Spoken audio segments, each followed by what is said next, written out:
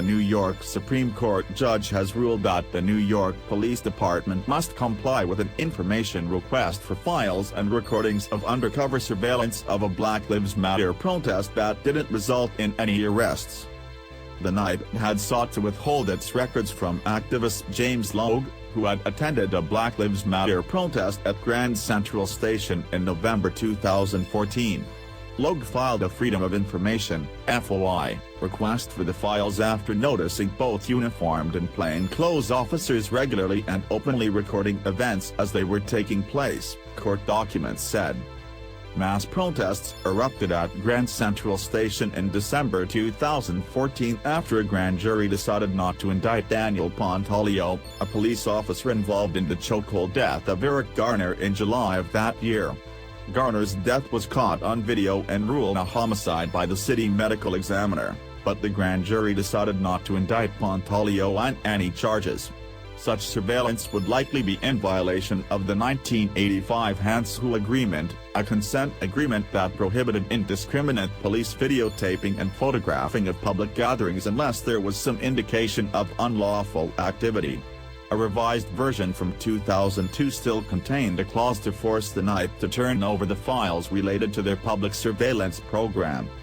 The NYPD initially argued that it didn't have any records relating to the protest, but FOI requests granted by Metro North and the New York City subway system showed correspondence between the two transit agencies and police.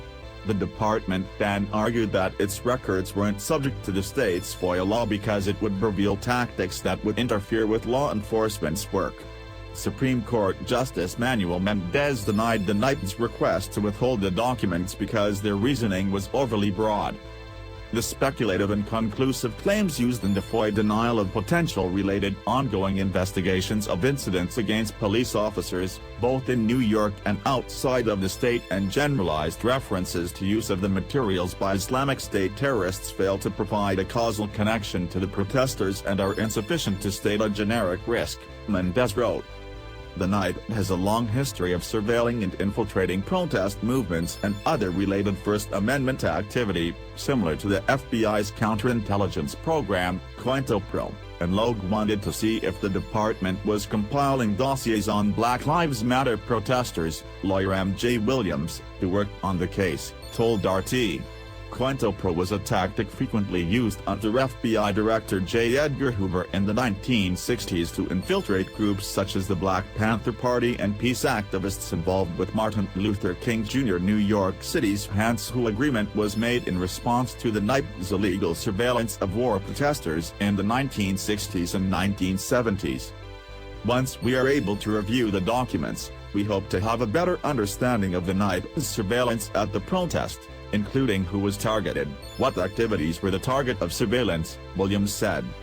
Mendez's ruling will provide precedent for others seeking information from the NYPD in the future or who are currently in litigation against the department over their FOI requests, she said. This is big victory for activists and freedom of information requests and a rebuke to the NYPD's regular response to deny and delay, Attorney David Thompson, who argued the case, said in a statement. Justice Mendez spent significant time reviewing the records and papers before issuing this decision, and we will need time to review the decision as well. The NYPD has 30 days to provide the records to Logue, with the agreement that identifying information of the undercover officers will be redacted.